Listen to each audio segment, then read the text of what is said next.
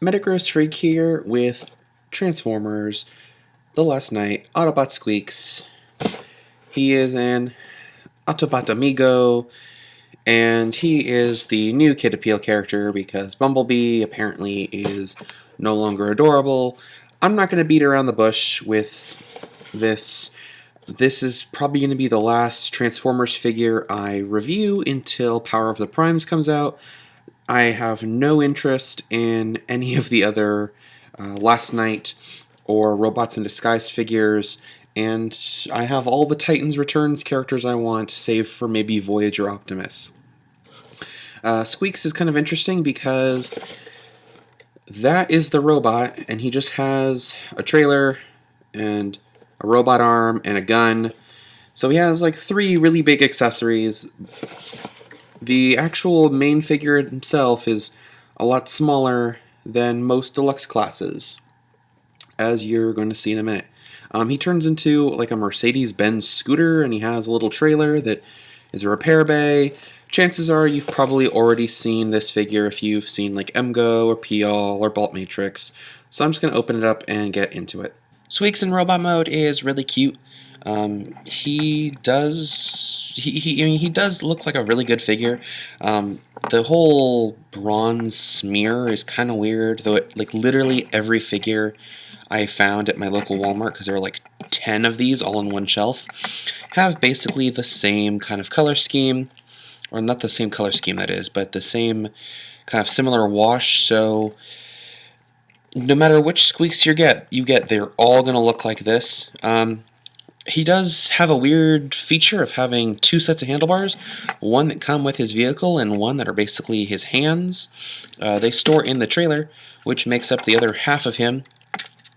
He is a lot smaller than most deluxe classes, like here he is next to Crosshairs from the previous wave. You can see he is about half the height. He is about equivalent in size to a Legion class figure, albeit a little more bulky. Or here's a Scout class, if you want to compare those. He's about the size of a Scout class figure. I'm kind of glad they made him in scale with the regular deluxe classes, though. It'd be kind of weird if he was just as tall. But at the same time, he comes with a lot of accessories. He has the gun and the robot arm, which we find out is from a Decepticon. And that's how they like hide his signal. And then he has a little trailer. I'll show the trailer when it's in vehicle mode. But you can pull out the stumpy little handle arms to plug these in. And what's really cool is you can either plug in the arm on one side and plug in the gun on the other, which I really like the look of this, or you can have him hold the gun by the handle in his other arm. And this is how it's like modeled. It's how he's supposed. It's basically what he does in the movie and on the packaging. Like in the packaging picture that we saw here, he's holding the gun. But yeah, he can, because of the little stump on the back, he can plug the gun in to his arms. So if you want, you can just have a cute little hand, and then just have this gun on the other one, just like that, or have the little handle, not the handle, but the gun, and then a little Decepticon arm. It makes it a little more customizable. I do like that. Balance-wise, he's pretty well balanced, though with the gun, he does kind of flop forward. Trailer is really simple. They have these flip-out guns on the sides, not really all that exciting, and then flip-out guns like this. Pew pew. He can, it can connect to him if you, fold this up like that. There is a way to plug this into him somehow. I'm not exactly sure how to do it, but it plugs in like a backpack, so you can have like a battle mode or something or other. It's kind of a cute idea, but is not at all seen in the movie. Probably was like a deleted scene. And for comparison, here he is with the tiny turbocharger. Because it's precious. Look, he's about the same size as his head. It's adorable. Here's Squeaks once again in vehicle mode. He does have a kickstand, albeit it's not a very good kickstand. It, depending on the angle, can kind of keep him up, but not very well. Obviously, the main draw being that he has a little trailer hitch, so if you have the trailer, that'll help keep him standing. Mine has an issue with the helmet not folding in to the back half of the vehicle properly, so this part kind of pops up a little bit. But here's the trailer. It unfolds into like this little base. There's like a repair arm, but it's also like a turret and or welder. It can fold up pretty nicely, like so. He has a little toolbox for storing, the arm and the little handlebars.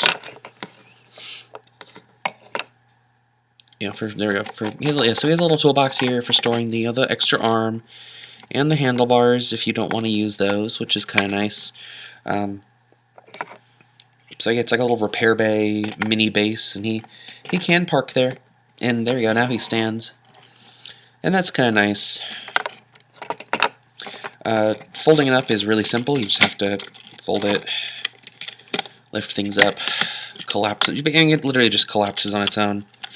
You do have to, make sure you get things in the right order though, because if you don't fold it in the right order, you forget to flip panels and close things up.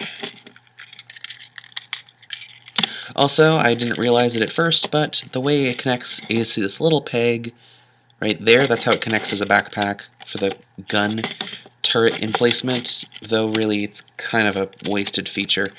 There's a little hitch, which is a little ball joint that connects right here on the hitch.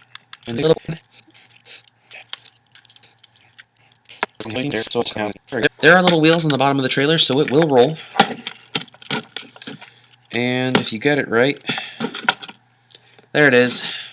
That's cute. And then just for fun, here's little Squeaks, the little one. Look at him. He's so precious. He's so precious. And of course the gun, since it's too large to fit anywhere else, can either plug to the top of the trailer or possibly on the sides. And then just for comparison, here he is next to Energon's offshoot, and you can see that that this tank thing is about as big as the bike and the trailer. So as vehicle modes go, he has a he's about twice as big as a scout class, since Thunderhoof is basically about scout class in size for his vehicle. So he's roughly equivalent to a deluxe class in size for his vehicle. Like, for a better example, here he is next to Laserwave, and you can see, yeah, they're about the same size. So he is a decent size for a deluxe class in vehicle mode, but without the trailer, he's pretty small. Like, for example, here he is next to Scout class offshoot, and just the bike is about as big as a Scout class. Or here he is next to Thunderhoof. Thunderhoof is a deluxe class, but like I said, warrior class. But like I said, he has a really small vehicle, so he's about as big as the bike, because Thunderhoof is very compact. One interesting thing about the bike is because of the way it's sized, he's about the right size for a Legion class figure to drive. I mean, it's not pretty, but if you had a Legion class figure, they could sit properly. I mean, you could do it if you wanted. It'd be kind of funny. He's a cute little figure. I mean, the cannon's good, the little Decepticon arm that you can attach is good. The trailer is nice because it gives some extra play value. You're buying it for this guy, and this guy is a cute little figure. He is a lot of fun to transform. So thank you all for watching. Until next time, I've been Metagross Freak, and do you want to say anything before we go, Squeaks?